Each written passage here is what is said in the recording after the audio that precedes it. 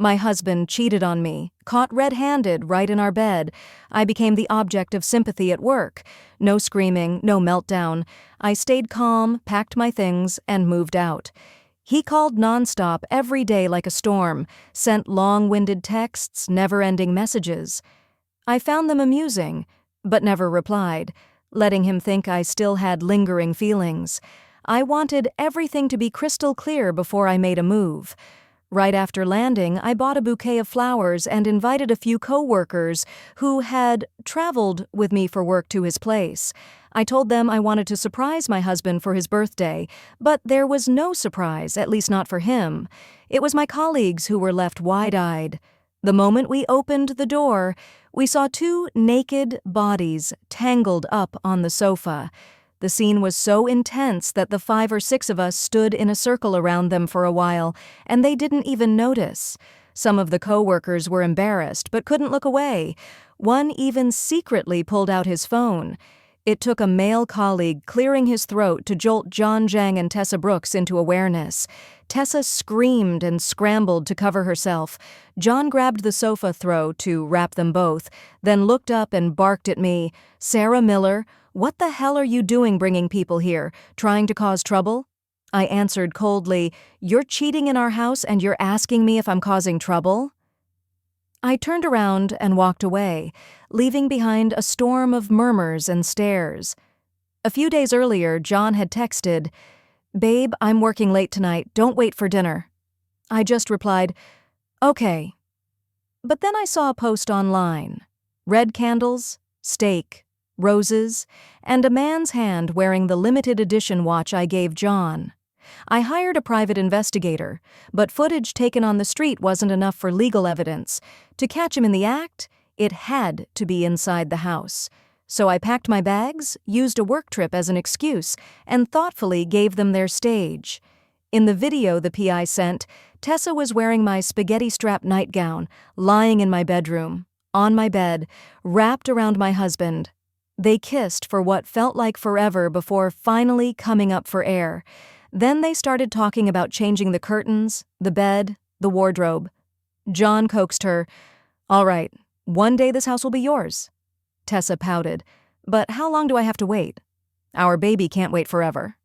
John stroked her belly. "Just a little longer. The money from selling her old apartment is almost in. Couple $100,000. And that was it. The baby. Tessa was pregnant. She was getting ready to push me out of this marriage for good. Well then, it was time for me to show up and deliver the performance of a lifetime, the heartbroken wife discovering her husband's affair. And then today, my husband cheated on me, caught in the act right there in bed. Actually, no, it was on the sofa. John blew up my phone with calls, begged through texts, "Babe, I messed up, I still love you. It was Tessa, she seduced me." I didn't block his number. I didn't reply either. I wanted him to think I was still unsure. I responded like a wife just sulking at her husband, "Let's get a divorce." He flat out refused. He even stormed into my office parking lot to confront me, because I knew getting divorced wasn't going to be that easy. He was never going to let go of a prize like me without a fight. "Babe, are you still mad? Hit me if it makes you feel better, then come home with me," he said, grabbing my hand and trying to pull it toward his face. The sound of my slap was so loud it echoed. Even he froze for a moment. What, did he think I was going to pull back at the last second? "Babe, are you done being mad? Let's go home." I pulled my hand back, took 2 steps away, putting distance between us. "John Zhang, you think I want a divorce just because I'm mad? After all my co-workers saw you screwing around in our house, you think I can still live with you?" His tone softened, his apology sounding almost sincere. "Babe, I swear, I only love you. She came on to me. That night, I was just drunk. Seriously, I never meant to cheat on you." I let out a cold laugh. "You never meant to, but you did it anyway. And now I'm a joke at the office. Everyone looks at me with pity, or worse, amusement." John's temper started to crack. "How was I supposed to know you were bringing people home?" If you hadn't, who would have seen anything? That made me laugh for real. You're saying it's my fault I caught you cheating? John, you don't even realize what you did wrong. You betrayed me, did something disgusting in our home. I just want a divorce. And now I'm the bad guy. This marriage has to end. I turned, got in my car, slammed the door shut, started the engine, and drove off, leaving him there screaming into nothing. I already had the divorce papers ready. The house I currently lived in was bought using proceeds from the condo I owned before we got married, so it belonged to me. The new house, the one we co-bought with a mortgage, that would have to be split. But when he saw those terms, John exploded. He blocked my way and threw the divorce papers right in my face. You want the house and the money? Sarah Miller, you're really that shallow? You look disgusting when you're this greedy. I was about to fire back when someone suddenly rushed in from the kitchen, flustered. It was his mother, the one who was supposedly out of town, of course. So that's who he'd been looking for these past few days. My mother-in-law grabbed my hand, her voice dripping with concern.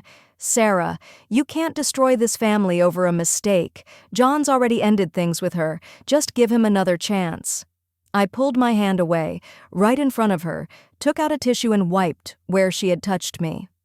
First of all, I'm not just angry.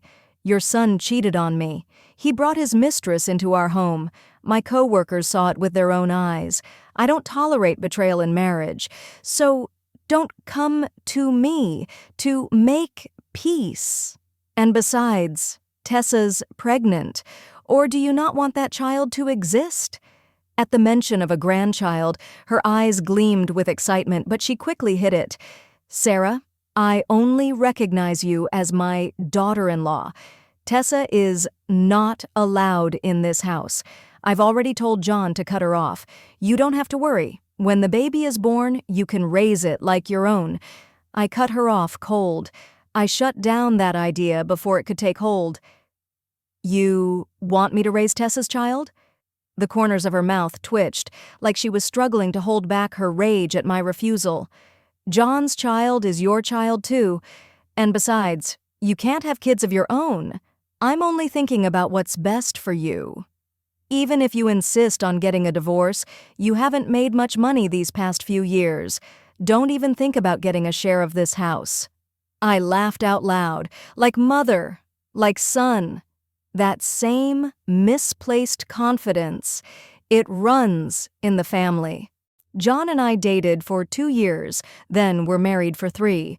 From high school all the way to the day I walked down the aisle in my wedding dress, everyone around us believed I had married my true love. The year I turned 18, my parents bought me a small 2-bedroom apartment, paid in full with cash. John's family wasn't well off, but he was hardworking, diligent, and always treated me with care. So after we got married, we moved into the apartment my parents had bought for me. But John was the one who strongly objected. He said that no matter how hard things got, he wanted to buy me a home with his own hands. So when he showed up a few days later with a freshly issued property deed, grinning ear to ear, and calling it our new nest, I was just as happy as he was. He had found that house on his own, made the decision to buy it himself.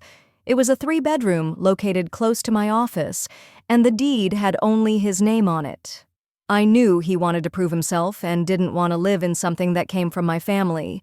I silently accepted that. Besides, by law, even if he covered the down payment, the remaining mortgage and any increase in value during the marriage would still be considered joint marital property. So even though my name wasn't on the deed, I didn't mind. That house held 3 years of happiness between him and me. I found out John was cheating about 6 months ago. His company was throwing a party, and I attended as his spouse. Maybe it was some kind of woman's instinct, but from the first glance I could tell there was something off about how a certain girl at the party was looking at me. It looked like a smile, but there was nothing behind it but jealousy and hostility. She was the new employee John had been mentoring. Pretty, bubbly, sweet-talking, full of energy. After the meal, she even came up to connect with me on Instagram. She winked playfully and said my husband was such a catch that if another woman ever tried to seduce him, she, being his student, would immediately let me know. But over time, I started noticing that in her photos showing off a mystery boyfriend, there were too many things identical to John's. In my mind, I kept playing out all kinds of dramatic confrontations, but what would that accomplish? Drag him back just to pretend nothing ever happened? Number I was the one being betrayed, and I would exit this with dignity. So I kept quiet, pretended to be the clueless wife being lied to, even when Tessa baited me on social media. I even liked her posts and left compliments about her boyfriend. Meanwhile, I hired a professional private investigator to gather evidence. Photos could be dismissed as misleading, and surveillance in public spaces isn't admissible in court. It was genuinely difficult to get solid proof, but there was one thing that couldn't be denied: a child. So I started hinting around, saying things like how a woman should have children, unlike me, 3 years into marriage and still not pregnant. Thankfully, Tessa didn't disappoint. She ended up pregnant in the end. They took me to court. Typical. Evil always knows how to speak first. But before the hearing even began, John and his mother stormed into my workplace right in front of all my coworkers. "Sarah Miller, what the hell are you playing at? Why can't we sell the house?" John shouted, slamming a copy of the mortgage contract on my desk, the one co-signed by his mother, Linda Zhang. I picked up the document, gently brushed it off, and smiled. "Ah, I see now. It's been 2 years since you bought the place. The restriction period's over, and the property's appreciated by a few $100,000 thanks to the market.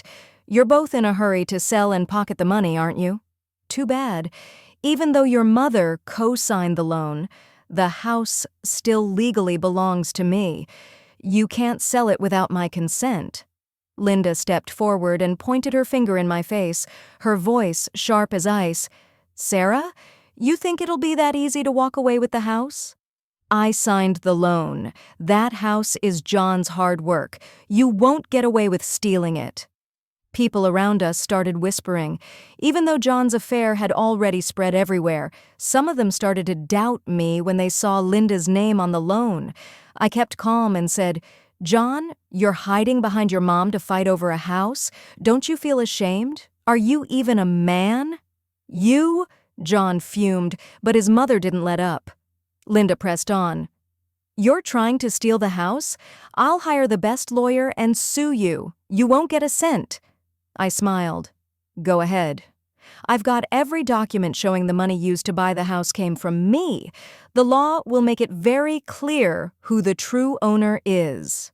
Linda screamed, "You're lying! I signed the loan. That house is mine. What proof do you have? Who in their right mind pays for a house and doesn't put their name on the deed?" I gave a cold laugh. "You think a few words can magically turn a house I paid for into yours? I have my bank records, the sale contract of my previous apartment, and every single document needed to prove it.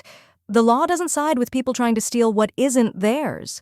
1 year into our marriage, John found out I had a sizable savings in a safe, money gifted to me since childhood, and an education fund my parents had left behind. Thanks to compound interest, the amount had grown to over $100,000. When the smaller savings matured, I consolidated them into one large account. Exactly 1 year after our wedding, the funds reached maturity. John suggested, "We should buy another house to invest. It'll be something we can leave to our kids later." "But we already have 2 houses," I replied. "The bank might not approve another loan because our debt-to-income ratio's too high." John scratched his head and said, "I've got an idea. We can ask my mom to co-sign the mortgage. She has good credit and a steady pension. I checked with the mortgage officer. They said it's doable." Turns out he'd already done his homework with the bank. Seeing how excited John was, I agreed. Keeping that much cash sitting around drew too much attention. Converting it into real estate was safer. John immediately brought his mother Linda to the city. The two of them spent days researching the housing market. Linda went house hunting with realtors under the scorching sun. Thanks to their efforts, we quickly closed on a lovely home near the West Side subway station, priced at $150,000. The down payment came from my account. The property title listed both John and me, but Linda was the co-signer on the mortgage. Since part of the purchase was in cash and part was financed, the process was fairly simple. We opted for online approval to save time, submitting everything 3 days in advance. The day before the final mortgage signing, John and Linda came rushing in, panicked. Mom forgot her online banking password. She entered the wrong one too many times, and now her account's locked. It'll take 3 days to reset. What do we do now? John asked anxiously. Tomorrow's the signing day. If we don't wire the funds in time, we'll lose the $50,000 deposit. I smiled. Yeah, what are we going to do? I contacted the real estate agent to confirm the legal situation. They told me that, as a co-signer, Linda had no ownership rights. She was only liable for the mortgage. Ownership went to me and John, but because I funded the down payment, I held the legal advantage. John proposed, "Babe, maybe you can withdraw the cash. We can still make it if we go before the bank closes." I nodded. All right.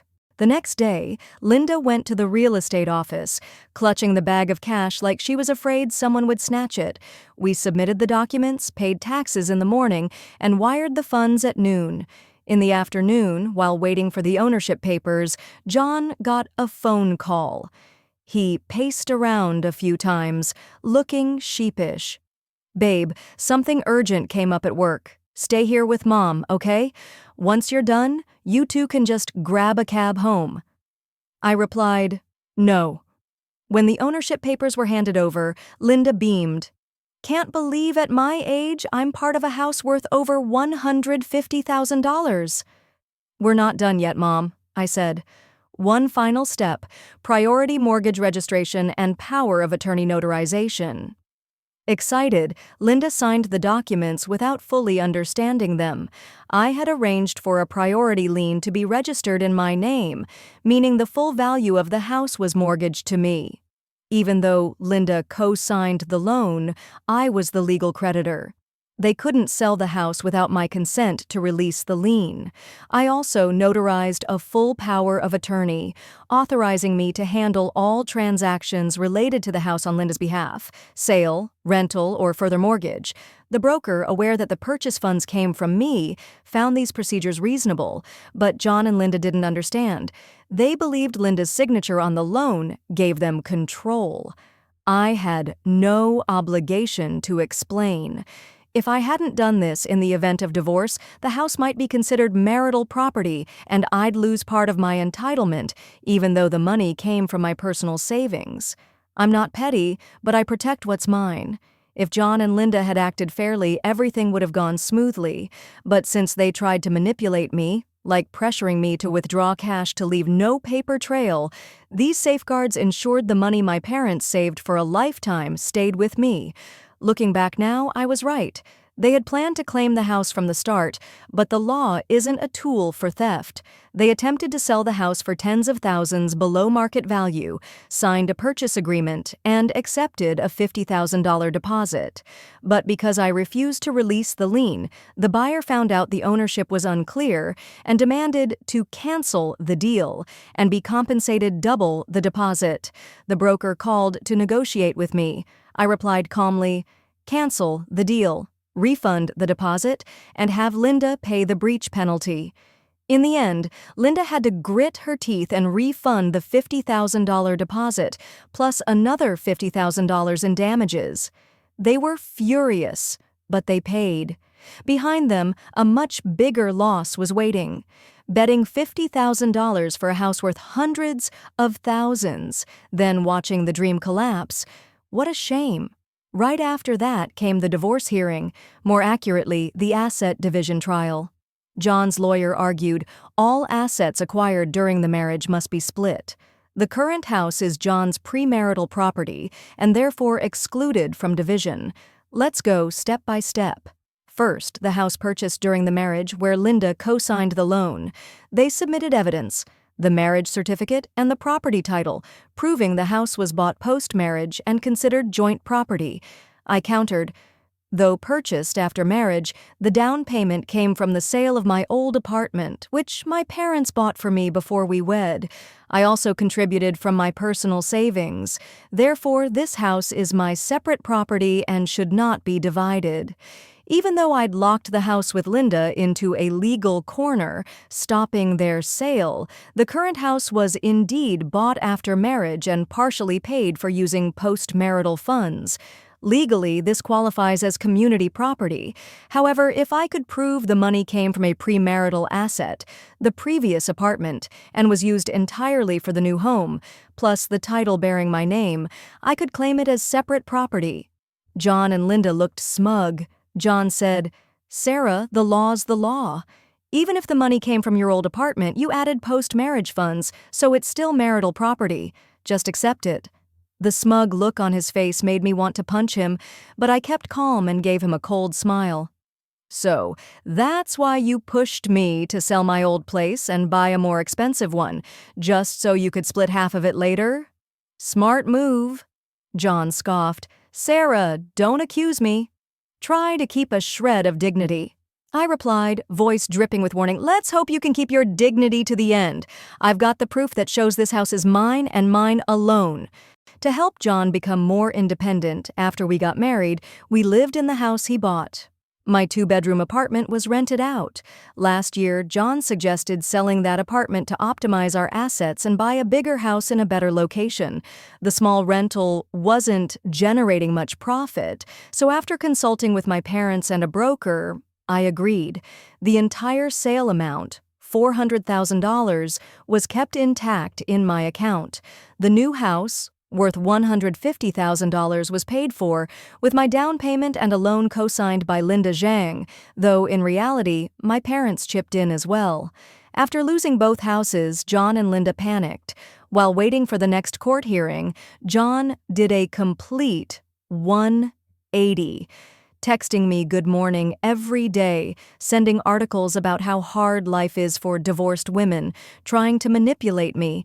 He told me I wasn't young anymore, couldn't have children, looked average, and if not for my wealthy background, no one would have married me. "Sarah, we've been together so many years. Are you really going to leave me over one mistake? You can't cook. How will you survive without me? I don't love Tessa. She's just using me for money. My heart has always belonged to you. Come back. Let's go watch the sunrise in Hawaii, or dive in the Bahamas like you always dreamed." I looked at the long-winded apology message on my phone, paused for a moment, then replied with just one word: "Okay." Immediately, John excitedly sent me a diving itinerary and even booked plane tickets. I smirked coldly and didn't reply. I wanted to see, for the sake of money, if the man I'd once shared a bed with would actually lay hands on me. And yes, because of a house, John had planned to kill his wife, urged on by Tessa, and quietly condoned by his mother. In the video, Tessa and John gleefully discussed how to take back the 2 houses they lost. Doing it legally? Impossible. So they came up with another plan. Inheritance. If I died suddenly, all the assets in my name would become part of my estate, and John, as my legal husband, would be the rightful heir. So the 2 of them plotted. They would take me scuba diving, create the scene of an accidental drowning, or during a sunrise hike, push me off a mountain cliff so I would die instantly, leaving no chance of survival. That way, not only could they inherit all my assets, but also sue the resort for accident compensation. But my parents were still alive, and legally they were equal heirs entitled to a major share of my estate. So their plan was to use the excuse of purchasing travel insurance, sneak in a power of attorney assigning John as my sole beneficiary, and hide it in the paperwork for me to sign without realizing. Then, kill me. If they chose to push me off a cliff and I didn't die immediately, say a branch broke my fall, the whole plan would fall apart. So in the end, he decided to take me diving. In Hawaii, we walked along the beach, reminiscing. "Babe, you've forgiven me now, right? Let's live happily from now on, okay? I choked up. Swear you won't contact Tessa again, won't ever betray me. If you do, may heaven punish you. John raised his hand and swore. I wiped my tears and smiled. We put on our diving suits. Just before going into the water, I feigned hesitation. Maybe we shouldn't. I'm scared. What if something goes wrong with the oxygen tank? I can't even swim. What if I drown? John's body tensed slightly, but he quickly reassured me. Don't worry, I'll protect you. Then he personally strapped the oxygen tank on me and forcefully pushed me into the water. That was it. Was he really so eager for me to die? To make it easier, he led me out of the safe zone. When we reached the pre-planned spot, he suddenly lunged at me, locked both my arms behind my back with one hand, then used the other to rip off my goggles, tear off my air mask, and unhook the oxygen tank from my body. I struggled in terror, grabbing his mask and yanking it off, exposing his twisted, monstrous face. But by then, seawater had already poured into my mouth, gulp after gulp, choking my throat. Slowly I stopped, struggling. My body began to sink. And just before he left, John even pressed my head down, forcing my entire body beneath the water. At the next court hearing, I deliberately arrived a little late, strolling calmly into the courtroom. John and his mother looked like they had just seen a ghost, faces pale as sheets, completely drained of color. I gave them a bright smile and a light wave. I said nothing about what had happened by the sea. I simply proceeded as planned with the property division case. Slowly, John began to regain his composure. After all, we were the only two people underwater. Even if I went to the police, there wouldn't be any concrete evidence. Plus, we were in the middle of a divorce, two people going diving, claiming they had an argument and one left early. That's not suspicious, it's perfectly plausible. Even though I knew he had tried to kill me, it would only be my word against his. There was nothing I could do to him. Though he was clearly bitter about not succeeding, John's expression gradually shifted to smug satisfaction. We had reached the part of the trial dealing with the house we'd lived in for years. I argued that while John had purchased the property before marriage, it was acquired through a mortgage, so the portion of payments made during the marriage, as well as the appreciated value, should be considered marital assets and divided equally. In recent years, the real estate market had soared, and this house had appreciated by several $100,000. I was entitled to a substantial share. I wasn't after anyone else's property, but what was rightfully mine, I wouldn't let go. John then presented documents proving the mortgage had been fully paid off before the marriage. The house had been purchased outright before we wed, thus making it his separate property and not subject to division. He had already lost twice, two major financial blows, and now he hated me to his core.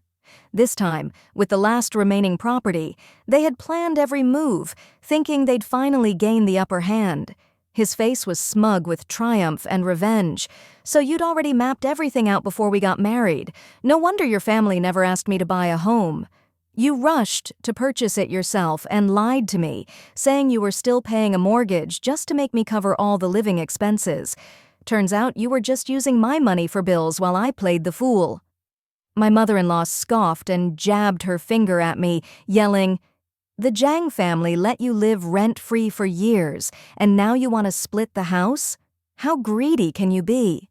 I fired back without a shred of politeness. Greedy? What is your family besides a pack of asset grabbers? John knows exactly how that house was paid for. They thought that because the mortgage was paid before the wedding, the house was unquestionably a separate asset, safe from division. But what a shame, they were so shameless, so greedy, that even I couldn't hold back any longer. Right there in court, I submitted my evidence, proof that I had every right to claim my share of that house. After discovering John was having an affair, I immediately hired a private investigator to look into their relationship. In one video, John promised Tessa he would add her name to the house title after the divorce. Tessa asked, "But the house is still under mortgage. How can you add me?" John laughed. "Mortgage? What mortgage? I paid it off in full with cash. If I were still paying, I'd have to split it with her during the divorce. Then he admitted, the house is worth $150,000. Where would I get that kind of money? I took out a hard money loan, paid off the bank before the wedding, so it became separate property. After we got married, I used marital funds to pay back the loan. She still thinks I've been making monthly payments. I brought our marriage certificate, John's ID, and his bank card to the bank and requested a full transaction history. Payments to Tessa, to Linda, and repayments for the hard money loan were all crystal clear. I also got a copy of the loan contract from the lender, proving that John used shared marital funds to repay the debt, meaning the house was marital property and had to be split. John slammed the table and shouted, "Sarah, you investigated me?" I responded with a cold smile. "If you weren't scheming against me, what are you so afraid of? Learn how to keep some dignity." I won the case. I was granted half the value of the house, minus the initial down payment. John kept the house but had to compensate me in cash. The Jang family didn't have enough money, so I proposed an alternative. Transfer the house to me and I'd repay the initial down payment plus half of the appreciation value in cash to offset the difference. At the same time, I agreed to finalize the divorce. And just like that, the divorce that had dragged on for more than half a year finally came to an end. Holding the final court judgment in my hands, I knew the fight wasn't over yet. John had lost everything. After the trial, he started calling and texting nonstop, sending messages like serialized romance novels. "Sarah, I was wrong. Please forgive me. After all these years together, are you really leaving me? Let's remarry." I replied with one sentence, "You think I'm stupid enough to keep donating? Or are you looking for another chance to kill me?" John froze. "It was just an accident. I tried to save you, but you struggled. I left because I panicked. Thank God you survived." I looked at him with a cold, unreadable stare, truly unable to grasp the twisted logic in his head. Did he really think I was that naive? If I hadn't taken the initiative to learn how to swim, just so I could explore the so-called romantic underwater world with him, I would have died.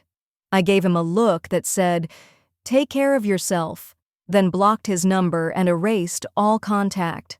The defensive battle was over. Now it was time to strike back. I sued Linda Zhang, submitting evidence that she had extorted money during my marriage.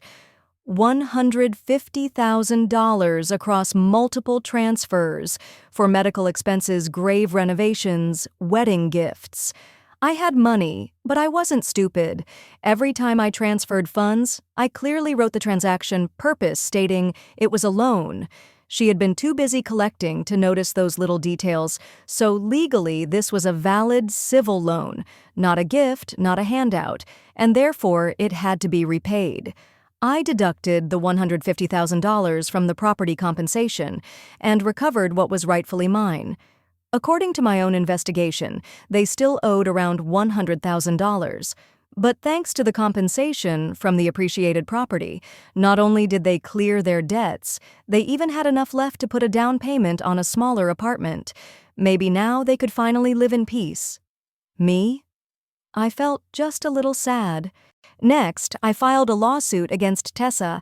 I demanded she return all the money John had spent on her during the time he was still legally my husband. That was marital property and had to be repaid. I deducted $50,000 from John's compensation. Tessa, pregnant with the Zhang family's heir, had gone to a private hospital where they confirmed it was a boy. John clenched his teeth and endured it, for the sake of that child. With the court ruling, John and Linda were forced to transfer the house to the original buyer at the original price, but thanks to Linda's mistakes, I ended up pocketing several tens of thousands in profit. I transferred $450,000 to John, deliberately making sure Tessa knew the Zhangs had money. She pressured John to marry her, and they used $350,000 to finance a small apartment in a less desirable area. They had a home, a wife, a son, thinking they'd finally found happiness. Then, I sent John's company all the evidence of his affair and his plot to seize my assets. John lost his job and his high salary. The new apartment? never even lived in before it defaulted. Tessa cried day and night. The baby screamed for food, and John drowned himself in alcohol, blaming Tessa for everything. If it weren't for you, I'd still be living large with Sarah. We had houses, luxury cars. Tessa used to think John was the perfect man, but now? John had practically collapsed. He spent every day lost in booze and cigarettes. In the end, he blamed her for everything that had happened. If it weren't for her, he'd still be with his rich wife, me, living comfortably with nice homes and driving luxury cars. They fought constantly, not a single day of peace. I just smiled, ever so slightly, and pulled out my final weapon.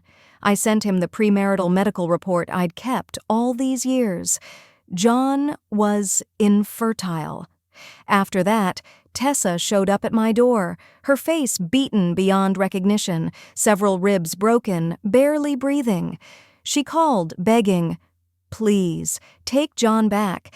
Give me $10,000 and I'll disappear forever." I laughed. "Trash belongs in the trash. You two are a perfect match. Stick together." I went to the police station and submitted the private investigator's video. John trying to kill me, twisting my arms, ripping off my mask, removing my oxygen tank, shoving me underwater. He was prosecuted for attempted murder and sent to prison.